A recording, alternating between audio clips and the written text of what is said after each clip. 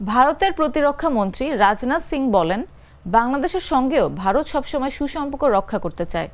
দেশটির বার্তা সংস্থা ইন্দো এশীয় নিউজ সার্ভিসকে দেওয়া এক বিশেষ সাক্ষাৎকারে তিনি একথা বলেন। রাজনাথ সিং বলেন, ভারত সবসময় প্রতিবেশীদের সঙ্গে শক্তিশালী সুসম্পর্ক বজায় রাখতে চায় এবং বাংলাদেশও এর ব্যতিক্রম নয়।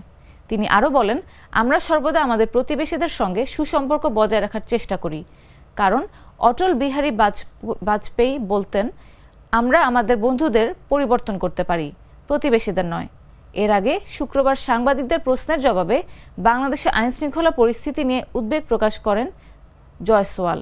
তিনি বলেন, গুরুতর অপরাধে সাজাপ্রাপ্তরা ছাড়া পাওয়ার কারণে আইনশৃঙ্খলা পরিস্থিতি আরও বেশি খারাপ হয়েছে।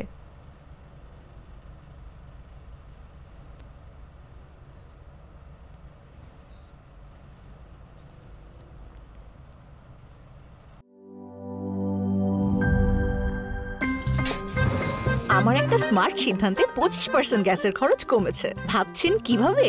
সাধারণ গ্যাস স্টোভ বদলে আমি এনেছি আরএফএল গ্যাস স্টোভ। এর সাইন্টিফিক নজল ও ব্রাস বার্নার ক্যাপ সমানভাবে তাপ ছড়িয়ে রান্না করে দ্রুত, তাই গ্যাসও বাঁচায় 25%, টাকাও বাঁচে 25%। আরএফএল গ্যাস স্টোভ নিরাপদ ও গ্যাস সাশ্রয়ী।